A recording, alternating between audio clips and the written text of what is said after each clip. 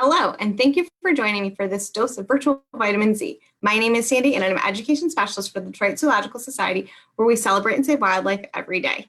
Today, we are going to learn a little bit about the littlest animal in the crocodilian family. The small crocodilian in the alligator family. We are going to learn a little bit about the dwarf caiman. First, let's look at the vocabulary we're going to look at today. So we're going to look at the word carnivore and keystone species. Dwarf caimans live in northern and central South America. So the Detroit Zoo is in this top box here in Michigan, and dwarf caimans live in northern and central South America, so kind of in this area here. Dwarf caimans live in ravine forests, flooded forests near lakes, and fast-flowing rivers and streams. They can also go on dry land to reach temporary pools of water to move around. They also tolerate much colder temperatures than other species of caiman.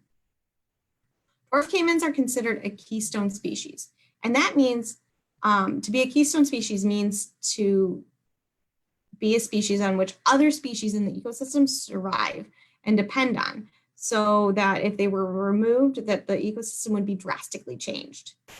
So dwarf caimans are considered keystone species because they maintain the structure and function of their ecosystem by selectively predating on species of fish, specifically piranhas. So by eating the piranhas, they actually help make sure that the population of piranhas is maintained and kind of kept in check so that they don't transform the ecosystem. So if caimans just disappeared, the piranhas would actually make a big change in the ecosystem, and their ecosystem would look way different. Dwarf caimans are carnivores, meaning they eat fish like those piranhas I was talking about earlier. They also eat tadpoles, snails, small mammals, and sometimes they do eat insects. Dwarf caimans are reddish brown on the top, and you can see here on their underbellies, they're kind of speckled brown and white. They also have red kind of splotches behind their eyes and on the sides of their jaws. Their heads and mouths are kind of squared, and they have these bony plates over their eyes.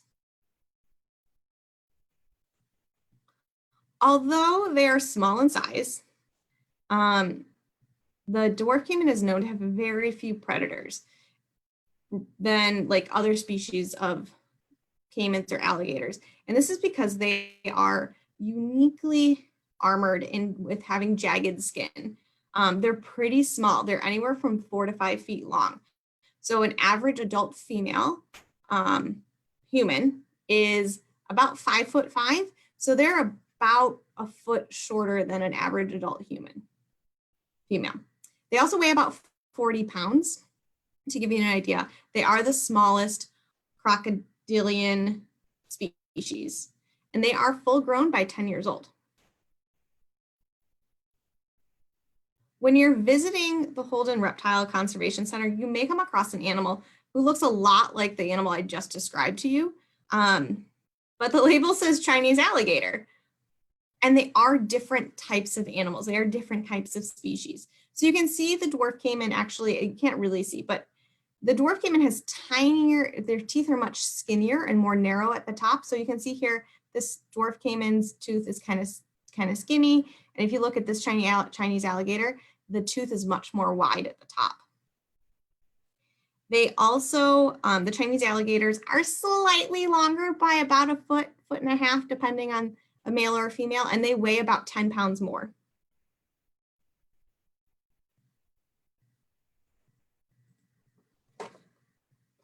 The two caimans who live here at the Detroit Zoo is one male and one female. The male was born in 1987. Let me stop it right there so you can see him. 1987, and she was born in 1991. So they are both full grown. They are not babies. And actually their habitat has been recently updated so that they can kind of bask in on the sandy beach up here, so that they can, and they spend more time there too.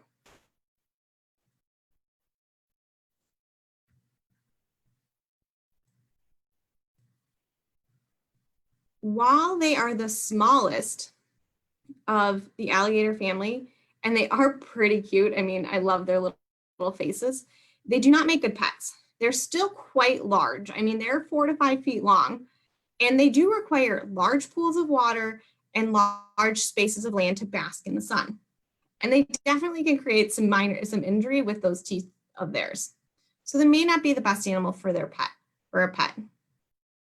Waldorf caimans numbers are fairly stable in the wild. We need to continue to be good stewards for their environment to ensure that they have a healthy habitat to survive in.